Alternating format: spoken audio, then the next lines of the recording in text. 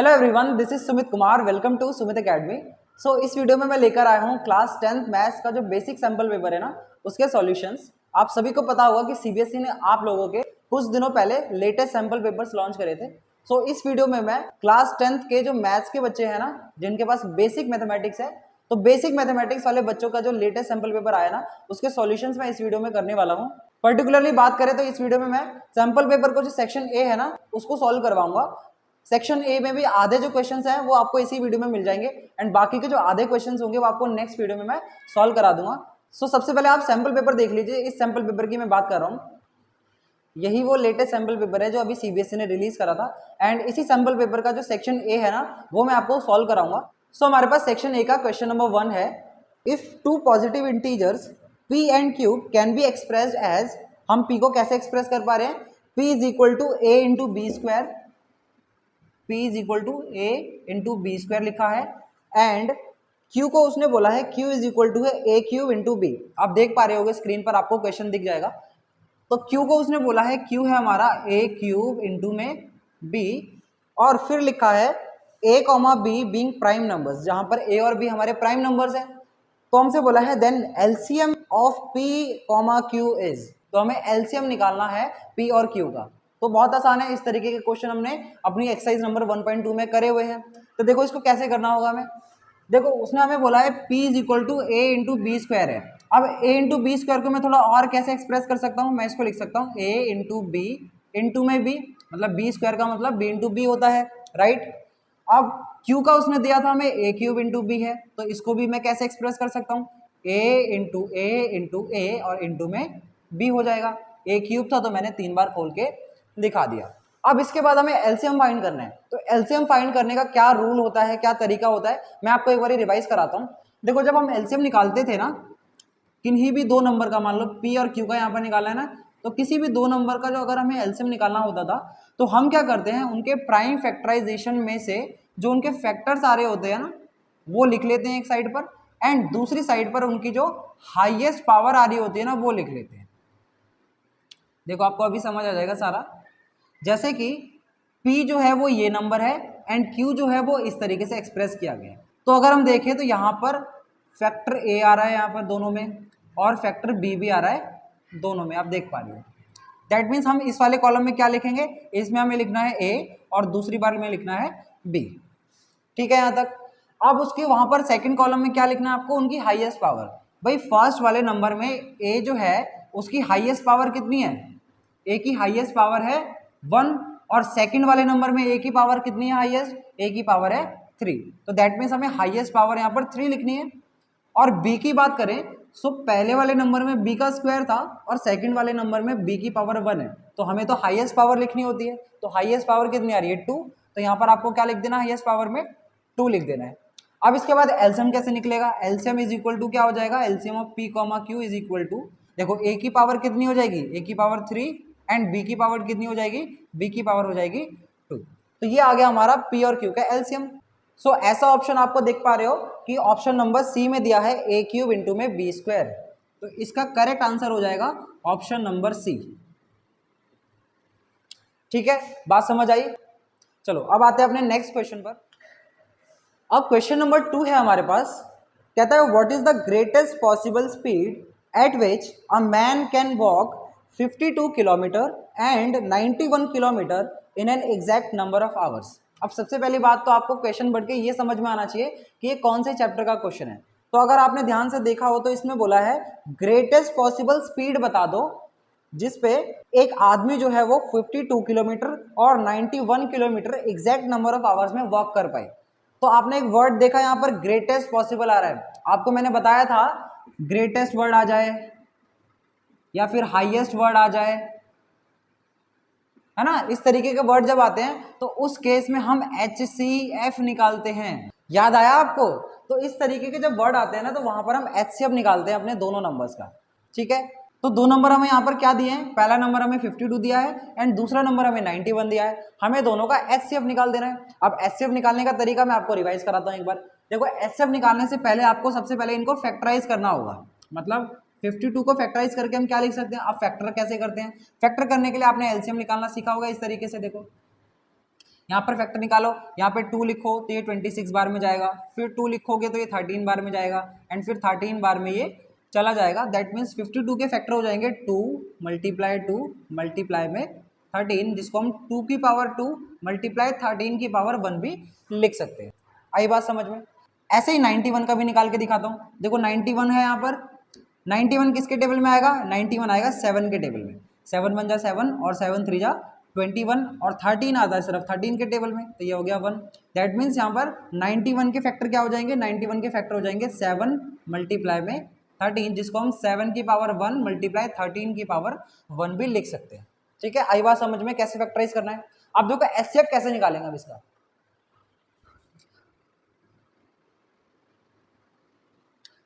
अब एचसीएफ निकालने के लिए हमें 2 कॉलम बनाने पड़ते हैं। तो एचसीएफ निकलेगा अब किस किस का? 52 का और 91 का। और एचसीएफ के लिए हम क्या करते हैं? एचसीएफ के लिए हमें लिखने होते हैं कॉमन फैक्टर्स। पहला कॉलम कॉमन फैक्टर का होता है और दूसरा स्मॉलेस्ट पावर का होता है ना? सही है ना बात? यही करते हैं हम एचसीएफ के लिए। अब देखो कॉमन फैक्टर क्या है? ऐसा फैक्टर जो दोनों में आ रहा हो। तो ऐसा फैक्टर मैं देख पा रहा हूं दोनों में जो आ रहा है वो है सिर्फ 13। यहाँ पर 2 है, यहाँ पर 2 नहीं है, यहाँ 7 है, ऊपर वाले में 7 नहीं है। तो हमें कॉमन चाहिए, तो दैट मीन्स वो जो दोनों में आ रहा हो वही हमारे लिए कॉमन होगा। तो कॉमन फैक्टर के नीचे तो हम 13 लिख देंगे। अब स्मॉलेस्ट पावर का मतलब क्या है? 13 की दोनों नंबर्स में स्मॉलेस्ट पावर। तो 13 की पावर 1 यहाँ पर भी है और 13 की पावर 1 यहाँ पर भी है। दैट मीन्स हमारी स्मॉलेस्ट पावर हो जाएगी 1। तो हमारा एचसीएफ निकल के आ जाएगा 13 मल्टीप्लाई में 1 यानी कि 13। तो ऐसा ऑप्शन आपको दिख रहा होगा, ऑप्शन नंबर जो सी है हमारा, that is 13 kilometre per hour, वो आपका राइट आंसर इसमें हो जाएगा। ठीक है, आ गया क्वेश्चन नंबर 2 समझ में? चलो अब आते हैं अपने नेक्स्ट क्वेश्चन पर। अब देखो क्वेश्चन नंबर 3 है हमारे पास। कहता है if 1 0 of the quadratic polynomial x² + 3x + k is 2, then the value of k is. आपको चैप्टर का नाम पता चल गया होगा क्वेश्चन देख के। ये हमारा जो चैप्टर नंबर 2 है दैट इज पॉलिनोमियल, उसका क्वेश्चन हमसे पूछा है और हमें यहाँ पर एक क्वाड्रेटिक पॉलिनोमियल दिया है। मैं क्वाड्रेटिक पॉलिनोमियल लिख देता हूँ। हमें पॉलिनोमियल दिया है x² प्लस में 3x प्लस में k, और हमसे बोला है कि इस क्वाड्रेटिक पॉलिनोमियल का जो एक 0 है ना वो 2 है, एंड हमें k की वैल्यू फाइंड करके बतानी है। देखो k आ रहा है ना यहाँ पर, हमें इस k की वैल्यू फाइंड करके बतानी है। तो बड़ा आसान है, देखो आपको एक 0 तो दे ही दिया, 1 0 वो है आपका 2। अब 0 का कॉन्सेप्ट आपको याद आना चाहिए। किसी भी क्वाड्रेटिक पॉलिनोमियल का अगर कोई नंबर 0 है दैट मीन्स क्या होता है? अगर हम उस पॉलिनोमियल में x की जगह पर 2 रखें तो उस पॉलिनोमियल की वैल्यू 0 आ जाती है ना? 0 ऑफ अ क्वाड्रेटिक पॉलिनोमियल का यही कॉन्सेप्ट होता है। तो हमें क्या करना है? इस वाले पॉलिनोमियल में x की जगह पर 2 रखना है, क्योंकि 2 इसका 0 है। तो देखो मैं 2 रख रहा हूँ यहाँ पर, ये हो जाएगा 2 का स्क्वायर प्लस 3 मल्टीप्लाई 2 प्लस में यहाँ पर k है इज इक्वल टू 0 चलेगा। 2 का स्क्वायर कितना भाई? 4 होता है, 3 2 जा 6 होता है, प्लस में k इज इक्वल टू 0। देखो 4 + 6 कितना हो जाएगा? 10, प्लस में k इज इक्वल टू 0। हमें k की वैल्यू चाहिए, तो k इज इक्वल टू आ जाएगा -10। सो ऐसा ऑप्शन दिख रहा है आपको? देखो आपको ऑप्शन नंबर बी में दिया है -10, सो यानी कि क्वेश्चन नंबर 3 का करेक्ट ऑप्शन हो जाएगा -10। अब क्वेश्चन नंबर 4 है हमारे पास। कहता है graphically the pair of equations given by, हमें 2 लीनियर इक्वेशंस दिए तो मैं जल्दी से लिख देता हूँ। पहली इक्वेशन हमें दी है 6x - 3y प्लस का 10 इज इक्वल टू 0, एंड दूसरी इक्वेशन दी है हमें 2x माइनस का y प्लस का 9 इज इक्वल टू का 0। ठीक है, उसके बाद हमसे बोला है कि ये दोनों जो लीनियर इक्वेशन है रिप्रेजेंट 2 लाइन्स विच आर, मतलब ये दोनों लीनियर इक्वेशन का जो ग्राफ बनेगा ना, यानी जो 2 लाइंस बनेंगी, ए ऑप्शन में बोला है इंटरसेक्ट करेंगे एक पॉइंट पर, बी ऑप्शन में बोला है पैरेलल होंगी, सी ऑप्शन में बोला है कोइंसिडेंट होंगी, या फिर डी ऑप्शन में बोला है इंटरसेक्ट करेंगी 2 पॉइंट पर। तो हमें बस इसमें ये बताना है कि कौन सी लाइन्स ये बनेंगी इसकी। तो इस तरीके के क्वेश्चन करने के लिए आपको मैंने कॉन्सेप्ट बताया है। आपको रेशियो कंपैरिजन याद होगा, a1/a2, b1/b2 और c1/c2। तो उसमें 3 केसेस होते थे हमारे पास, तो तीनों केसेस में से अगर जो भी केस आ जाएगा उसके हिसाब से हमारा ऑप्शन बन जाएगा। देखो मैं आपको बताता हूँ, अगर मैं यहाँ पर a1/a2 निकालूंगा, भाई a1 का मतलब ऊपर वाले x का कोफिशिएंट यानी कि 6, एंड a2 का मतलब होता है नीचे वाले x का कोफिशिएंट यानी कि 2 आ जाएगा। तो 6/2 को मैं लिख सकता हूँ 3, 2 1 जा 2, 2 3 जा 6 आ गया। ऐसे ही b1/b2 भी निकालो। b1 जो है वो y का कोफिशिएंट है यानी कि -3, एंड b2 नीचे वाले y का कोफिशिएंट है यानी कि -1।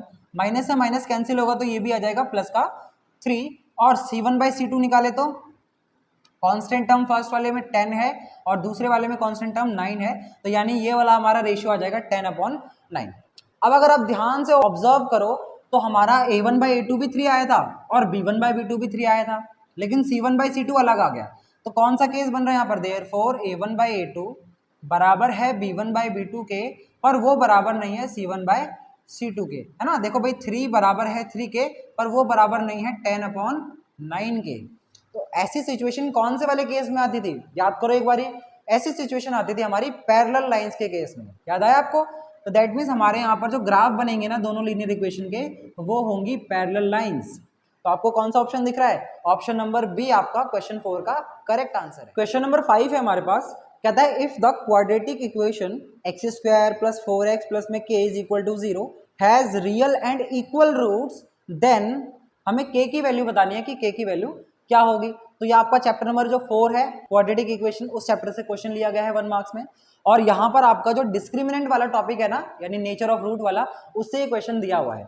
आपको यहाँ पर जो कंडीशन यूज करनी है वो है रियल एंड इक्वल रूट की। मैं आपको बता देता हूँ, रियल एंड इक्वल रूट्स कब होते हैं हमारे, रियल एंड इक्वल रूट्स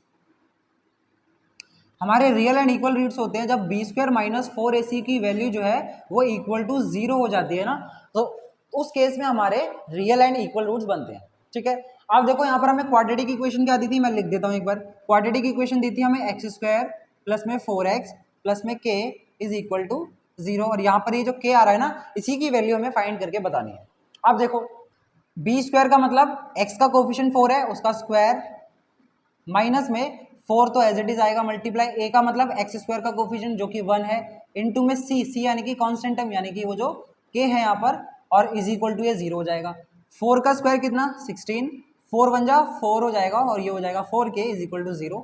हमें k की वैल्यू चाहिए तो k को उधर ले जाओ, क्योंकि इसे प्लस बनाना होगा, तो उधर जाएगा तो ये हो जाएगा प्लस का 4k, एंड इधर आपके पास बच प्लस का 16। तो यहाँ से k की वैल्यू कितनी आ जाएगी, 16 डिवाइड में 4, यानी कि 4 × 1 = 4, 4 4 = 16, तो k = आ जाएगा 4। सो यानी कि जो आपका ऑप्शन नंबर सी है ना, वो आपका करेक्ट आंसर है। k की वैल्यू हमारी 4 आ रही है। ठीक है, आया समझ में, देखा ना, रिवाइज भी, और आपको सैंपल पेपर के क्वेश्चन करते करते अलग अलग चैप्टर के अलग अलग टॉपिक भी रिवाइज होते जा रहे हैं, तो ये बहुत अच्छा है, आपको सैंपल पेपर सॉल्व करना चाहिए। अब आएंगे अपने नेक्स्ट क्वेश्चन पर।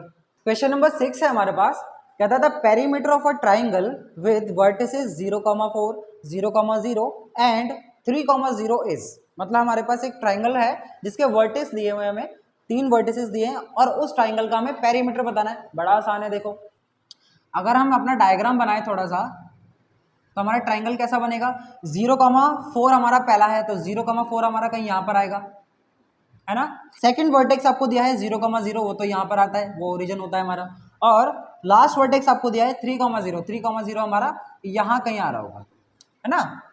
अगर मैं इसको ज्वाइन कर दूँ तो देखो हमारा ट्राइंगल बन जाएगा, ये ऐसे करके जो ट्राइंगल है ना, ये है हमारा ट्राइंगल, इसको मैं ए बोल देता हूँ, इसको मैं बी बोल दे रहा हूँ, और इसको मैं सी बोल दे रहा हूँ। ठीक है, हमें इस ट्राइंगल का पेरीमीटर निकालना है। अब ध्यान से सुनो, यहाँ से लेके यहाँ तक का जो डिस्टेंस है वो कितना है, 3 यूनिट, एक्स एक्सिस पे 3 बार गए हैं, एंड यहाँ से लेके यहाँ तक का डिस्टेंस कितना है, 4 यूनिट्स है ना, वाई एक्सिस पे 4 यूनिट गया है।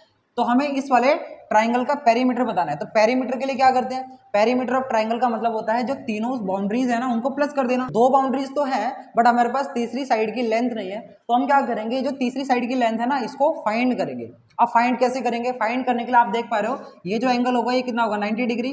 तो यानी ये जो ट्राइंगल है ये एक तरीके से राइट एंगल ट्राइंगल बन गया है हमारा, और राइट एंगल ट्राइंगल में हमें पता है पाइथागोरस थ्योरम बड़े आसानी से लगाया जा सकता है। मैं आपको याद दिलाता हूँ, पाइथागोरस थ्योरम में हम क्या करते हैं, पाइथागोरस थ्योरम उसमें हमारे पास जो हाइपोटेनस का स्क्वायर होता है ना, वो बराबर होता है बेस के स्क्वायर प्लस परपेंडिकुलर के स्क्वायर के। यहाँ पर बेस हमारा BC है, परपेंडिकुलर हमारा AB है, एंड हाइपोटेनस हमारा AC है। तो हमें AC की वैल्यू फाइंड करनी है, तो ये हो जाएगा AC का square is equal to AB का स्क्वायर प्लस में BC का स्क्वायर। अब देखो AB कितना है, AB मतलब 4 यूनिट है हमारे पास, तो 4 का स्क्वायर, प्लस BC कितना है, 3 यूनिट है, तो 3 का स्क्वायर हो जाएगा। 4 का स्क्वायर कितना होता है, 16 होता है, प्लस 3 का स्क्वायर 9 होता है, 16 + 9 25 आ जाएगा, तो AC square is equal to 25 है। तो यहाँ से AC की वैल्यू हमारी 5 आ जाएगी, क्योंकि 25 का जो स्क्वायर रूट होता है ना वो हमारा 5 होता है। तो इस वजह से हमारी AC की वैल्यू 5 आ जाएगी। तो ये हमारा 5 यूनिट्स है। सो अब तो हम बड़े आसानी से पेरीमीटर निकाल सकते हैं। पेरीमीटर निकालने के लिए क्या करना है आपको, तीनों साइड्स को प्लस करना है। तो मैं यहाँ पर निकाल दे रहा हूँ, पेरीमीटर इज इक्वल टू, पहली साइड 4 यूनिट थी, दूसरी साइड 3 यूनिट थी, और तीसरी साइड हमने अभी निकाली थी 5 यूनिट। तो इनको प्लस कर ले तो 4 + 3 + 5 यानी कि 12 यूनिट्स आपका पेरीमीटर आ रहा है। ठीक है, सो आप देख लो आपको कौन सा ऑप्शन आ रहा है। ऑप्शन नंबर बी में हमें दिया है 12 यूनिट्स, तो हमारे ट्राइंगल का पेरीमीटर आ जाएगा 12 यूनिट्स। ठीक है, अब देखो हमारे पास क्वेश्चन नंबर 7 है। क्वेश्चन में बोला है if in triangles ABC and DEF, यानी हमारे ट्राइंगल चैप्टर का क्वेश्चन दिया है। हमें एक रेशियो दिया है AB/DE बराबर है BC/FD के। तो वो कहता है then they will be similar, तो ये दोनों ट्राइंगल आपस में सिमिलर होंगे व्हेन, 4 ऑप्शन हमें दिए हैं, उसमें से बताना है कौन सा ऑप्शन सही है। तो देखो सबसे पहले हमें इसमें फिगर बनानी पड़ेगी, और फिगर हमें बड़े ध्यान से बनानी है। देखो दो ट्राइंगल की बात कर रहे हैं, एक ट्राइंगल है ABC और दूसरा ट्राइंगल है हमारा DEF, और हमें रेशियो दिया हुआ है AB/DE is equal to BC/FD। तो हमें इस रेशियो को ध्यान में रखकर ही अपने दोनों ट्राइंगल की फिगर बनानी है। देखो कैसे करना है, पहले ट्राइंगल का नाम क्या है ABC, तो ये मेरा हो गया पहला ट्राइंगल AB और ये C। आप क्योंकि सिमिलर ट्राइंगल बनाने हैं तो मैं दूसरा ट्राइंगल ऐसे ही बना ले रहा हूं। इसकी नेमिंग मुझे बड़े ध्यान से करनी है। देखो मुझे AB/DE का रेशियो दिया है। देखो अगर मेरा AB ऐसा है तो मेरा DE भी ऐसा ही होना चाहिए। सपोज करो मैं यहाँ पर इसे D बोल दूं और यहाँ पर इसे E बोल दूं, तो मेरा DE ऐसा आ गया। और BC/FD होना चाहिए, BC नीचे है तो मेरा FD भी नीचे आना चाहिए, तो मेरा ये FD हो गया। तो ये हो गया हमारे दोनों ट्राइंगल। समझ में आया ना मैंने कैसे फिगर बनाया? आपको ये रेशियो को ध्यान में रखकर ही फिगर को बनाना है। अब AB/DE का जो रेशियो है, AB/DE का जो रेशियो है वो BC/FD के रेशियो के बराबर है। BC/FD के रेशियो के बराबर है, मतलब ये साइड और ये साइड, इन दो साइड्स का यूज हो रहा है दोनों ट्राइंगल में। अब हमें सिमिलर ट्राइंगल बताने के लिए इनके बीच का एक एंगल बताना होगा। तो इनके बीच में एंगल कौन सा आ रहा है? देखो ऑप्शन नंबर 1 में दिया है angle B is equal to E होगा। भाई एंगल B यहाँ आ रहा है, एंगल E तो ऊपर आ रहा है, तो ये तो नहीं हो सकता। दूसरे ऑप्शन में दिया है आपको angle A is equal to angle D, angle A ये रहा, एंगल D ये रहा, ये भी अलग अलग आ रहा है, तो ये भी नहीं हो सकता। इसके बाद आपको थर्ड ऑप्शन में दिया है angle B is equal to angle D, angle B ये रहा और एंगल D ये रहा, तो देखो ये एक ही तरफ आ रहे हैं ना। सिमिलर ट्रायंगल में ऐसे ही देखना पड़ता है हमें। सो यानी हमारा जो ऑप्शन नंबर C है ना वो सही हो सकता है। तो यहाँ आपको angle B is equal to angle D चाहिए, तभी ये दोनों ट्राइंगल आपस में सिमिलर हो पाएंगे, है ना। बात समझ आ रही है? तो सिमिलर होने के लिए जो तीसरी चीज हमें चाहिए होगी इन दोनों ट्राइंगल के लिए वो है angle B is equal to angle D। That means आपका option number C is correct. Question number 7 हमारा हो गया कंप्लीट। अब आएंगे अपने नेक्स्ट क्वेश्चन पर। अब देखो क्वेश्चन नंबर 8 है हमारे पास। बोला है in which ratio the y axis divides the line segment joining the points 5, -6 and -1, -4। मतलब ये आपका चैप्टर नंबर जो 7 है ना, कोऑर्डिनेट ज्योमेट्री, उसका क्वेश्चन दिया है। और इसमें हमें बोला है कि दो पॉइंट दिए हैं आपको।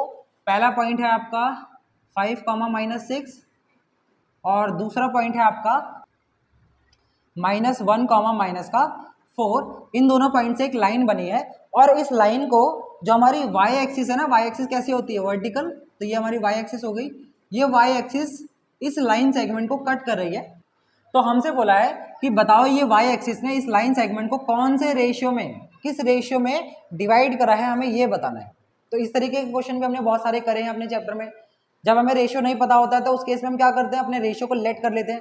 हम मान लेंगे कि हमारा जो रेशियो है वो है K/1, है ना। हम इस तरीके के क्वेश्चन में K/1 मानकर चलते हैं। अब आपको सेक्शन फॉर्मूला का जो क्वेश्चन होता है ना वो भी पता होना चाहिए। मैं आपको फॉर्मूला बताता हूँ। फॉर्मूला हमारा होता है M1x2 प्लस में M2x1 डिवाइड में M1 प्लस M2, कॉमा ये तो x कोऑर्डिनेट हो गया, और y कोऑर्डिनेट के लिए होता है M1y2 प्लस में M2y1 डिवाइड में M1 प्लस में M2 हमारा y कोऑर्डिनेट का फॉर्मूला होता है। अब इसी फॉर्मूले का यूज करके हम अपने कोऑर्डिनेट निकाल लेते हैं। जैसे कि M1 हमारा यहाँ पर है k और M2 हमारा यहाँ पर है 1। ये हमारे लिए x1 y1 का काम करेंगे और ये हमारे लिए x2 y2 का काम करेंगे।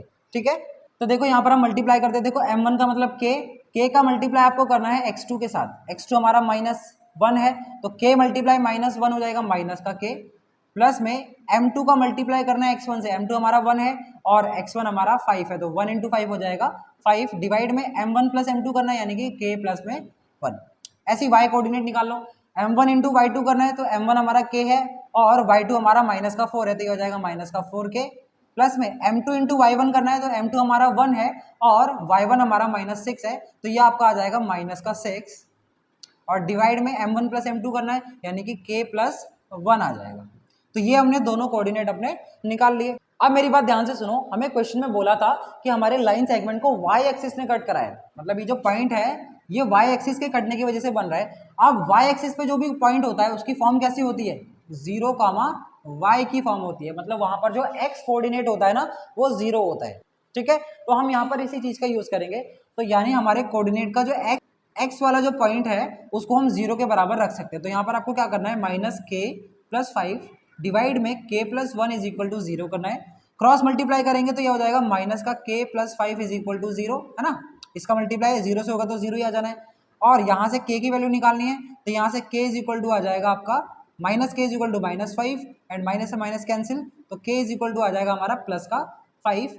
आई होप आपको दिख रहा हो k की वैल्यू हमारी प्लस 5 आ रही है। ठीक है, तो हमें रेशियो बताना था, तो देयरफॉर हमारा रेशियो क्या हो जाएगा, हमने रेशियो को क्या माना था, k रेशियो 1, और k की वैल्यू हमारी प्लस 5 आ रही है, दैट मीन्स हमारा रेशियो हो जाएगा 5 रेशियो 1। तो आप देख लो कौन सा ऑप्शन है, हमारा जो ऑप्शन नंबर बी है 5 रेशियो 1 वो हमारा करेक्ट आंसर इसका बन जाएगा।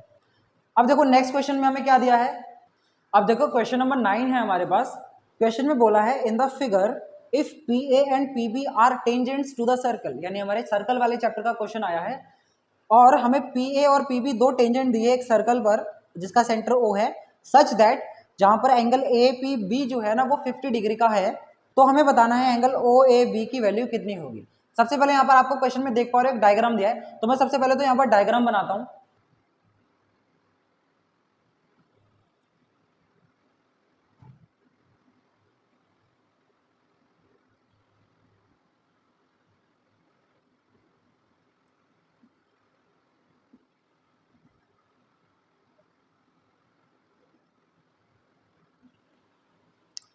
तो कुछ इस तरीके का डायग्राम हमें दिया था और क्वेश्चन में बोला था कि पी ए और पी बी दो टेंजेंट्स है। देखो पी ए और पी बी दो टेंजेंट्स है और एंगल ए पी बी की वैल्यू 50 डिग्री है, एंगल ए पी बी की वैल्यू यानी ये वाला एंगल 50 डिग्री का दिया है, ठीक है हमें, और हमसे बोला है ओ ए बी की वैल्यू बतानी है, ओ ए बी यानी ये जो छोटा सा एंगल दिख रहा है ना आपको, इसकी वैल्यू हमें फाइंड करके बतानी है। तो देखो कैसे करेंगे, आपने सर्कल चैप्टर में पढ़ा होगा कि हमारी जो टेंजेंट टच करके जाती है सर्कल को तो यहाँ पर 90 डिग्री का एंगल बनता है, इसी तरीके से ये वाली टेंजेंट भी टच करके जा रही है तो यहाँ पर भी 90 डिग्री का एंगल बनेगा, तो यानी ये भी हमारा 90 डिग्री है और ये भी 90 डिग्री है। और अगर आप ध्यान से देखो पी ए ओ बी एक क्वाड्रिलेटरल बन रहा है एंड क्वाड्रिलेटरल के चारों एंगल्स का सम कितना होता है 360 डिग्री, भाई ट्राइंगल के तीनों एंगल का सम 180 होता है और क्वाड्रिलेटरल के चारों एंगल का सम 360 डिग्री होता है। तो इसी तरीके से यहाँ पर जो क्वाड्रिलेटरल बन रहा है उसमें angle P plus angle A plus angle B plus angle O बराबर होगा 360 डिग्री के, क्योंकि भाई पी ए ओ बी तो एक क्वाड्रिलेटरल है, उसके चारों एंगल का सम 360 होगा। एंगल P की वैल्यू हमारे पास 50 डिग्री है, एंगल A हमारे पास 90 डिग्री है, एंगल B भी हमारे पास 90 डिग्री है, एंगल O हमें फाइंड करना है तो यहाँ से 360 डिग्री हो जाएगा। देखो 50 प्लस 90 140 एंड 140 प्लस में 90 करेंगे तो हमारे पास 230 डिग्री आ जाएगा, प्लस में एंगल O चल रहा है इज इक्वल टू 360 डिग्री, तो यहाँ से एंगल O की वैल्यू आ जाएगी 360 डिग्री माइनस का 230 डिग्री, यानी एंगल O आ जाएगा आपका 130 डिग्री। ठीक है ना, सही माइनस क्या चेक कर लो। सो हमने एंगल O की वैल्यू निकाल के बता दी है, ये है हमारा 130 डिग्री। ठीक है, अब आप ध्यान से देखो जो हमारा ट्राइंगल बन रहा है ओ ए बी, यानी कि ये जो ट्राइंगल बन रहा है ना इसके अंदर हमारी जो ओ बी साइड है वो ओ ए साइड के बराबर होगी। बताओ क्यों बराबर होगी, क्योंकि ये हमारी रेडियस है, दोनों ओ बी भी एक रेडियस है और ओ ए भी रेडियस है, तो सर्कल की सारी रेडियस तो बराबर ही होती है, दैट मीन्स हमारा ओ बी और ओ ए तो बराबर है, यानी ये साइड इसके बराबर है। तो जब इस तरीके के ट्राइंगल में आता है, यानी कि जब दो साइड बराबर होते हैं तो उनके आमने सामने के जो एंगल्स होते हैं वो भी बराबर हो जाते हैं। आप कह सकते हो एक तरीके से ये एक आइसोसेलेस ट्राइंगल है, आइसोसेलेस ट्राइंगल में दो एंगल आपस में ये बराबर हो जाते हैं, है ना। तो हमें इस वाले एंगल की वैल्यू फाइंड करनी है, तो देखो कैसे करेंगे। हमें पता है ट्राइंगल के तीनों एंगल का सम कितना होता है, मान लो इस वाले को मैं एक्स बोल दूं, प्लस में एंगल ओ है और प्लस में ये वाला एंगल भी मेरा एक्स हो जाएगा, तो ये 180 डिग्री के बराबर होता है। एक्स प्लस एक्स कितना हो जाएगा 2x, प्लस में एंगल ओ की वैल्यू कितनी है, एंगल ओ अभी अभी निकाला था 130 डिग्री है, इज इक्वल टू 180 डिग्री चल रहा है, तो 2x इज इक्वल टू कितना आ जाएगा, 180 डिग्री में से माइनस करेंगे 130 डिग्री तो ये आ जाएगा 50 डिग्री। तो 2x इज इक्वल टू 50 आ गया, तो x की वैल्यू कितनी आ जाएगी, 2 से कैंसिल करेंगे तो x की वैल्यू हमारी आ जाएगी 25 डिग्री। ठीक है, तो यानी कि जो हमारा एंगल था ना वो 25 डिग्री आ रहा है। आप ऑप्शन को चेक कर लो कौन सा ऑप्शन आ रहा है, तो हमारा जो ऑप्शन नंबर ए है दैट इज 25 डिग्री वो इसका करेक्ट आंसर हो जाएगा। ठीक है, क्लियर। क्वेश्चन नंबर 10 है हमारे पास, if sine A is equal to 1/2, यानी ट्रिग्नोमेट्री चैप्टर से क्वेश्चन दिया है। ट्रिग्नोमेट्री काफी बच्चों का फेवरेट चैप्टर होता है एंड मेरा भी फेवरेट चैप्टर है। सो साइन ए की वैल्यू दी है 1/2 एंड हमसे बोला है सेक ए की वैल्यू फाइंड करके बताओ। बहुत ही सिंपल है, देखो कैसे करेंगे। हमें साइन ए की वैल्यू दी है 1/2। अब आपको याद करना है साइन ए का जो रेशियो होता है वो किसके बराबर होता है, साइन ए हमारा बराबर होता है P/H के, यानी कि परपेंडिकुलर अपॉन एच। मतलब किसी ट्राइंगल की अगर बात करें, मान लो ये कोई ट्राइंगल है, तो इसमें अगर एंगल ये है तो परपेंडिकुलर ये है, परपेंडिकुलर 1 हो जाएगा और हमारा जो हाइपोटेनस है वो 2 हो जाएगा। तो इस तरीके से हमारे साइन ए से परपेंडिकुलर और हाइपोटेनस तो निकल जाएंगे। ठीक है, अब अगर हमें बेस निकालना है तो बेस निकालने के लिए क्या करेंगे, अब हमें बेस निकालना है तो बेस के लिए वही पाइथागोरस थ्योरम लगाओगे, 2 का स्क्वायर माइनस में 1 का स्क्वायर, आपको बेस का स्क्वायर मिलेगा। तो 2 का स्क्वायर 4 होता है, 4 में से 1 जाएंगे तो 3 बचेंगे, 3 पे रूट लग जाएगा, दैट मीन्स हमारा जो बेस है वो 3 आ जाएगा। ठीक है, सिंपल। अब हमें क्वेश्चन में बोला है सेक ए की वैल्यू बताओ, किसकी वैल्यू बतानी है, सेक ए की वैल्यू बतानी है। अब सेक ए का हमारा रेशियो क्या होता है, H/B।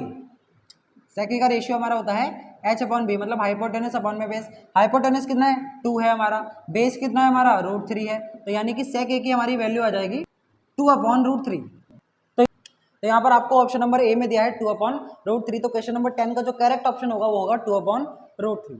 ठीक है, तो ट्रिग्नोमेट्री का भी क्वेश्चन हमने बना लिया और कॉन्फिडेंस आ गया होगा आपको, बहुत अच्छे क्वेश्चन इसमें दिए हुए हैं। सो इस वीडियो में हम क्वेश्चन नंबर 10 तक ही करेंगे, बाकी के जो सेक्शन ए के क्वेश्चन रह गए यानी कि 11 से लेकर 20 तक के, वो मैं आपको नेक्स्ट वीडियो में प्रोवाइड कराऊंगा एंड नेक्स्ट वीडियो का लिंक आपको आई बटन में और डिस्क्रिप्शन बॉक्स में मिल जाएगा। तब तक के लिए थैंक यू सो मच इस वीडियो को देखने के लिए एंड इस वीडियो को अपने फ्रेंड्स के साथ जरूर शेयर करें ताकि उनको भी सैम्पल पेपर के सॉल्यूशन अच्छे से मिल सके। Thank you so much everyone.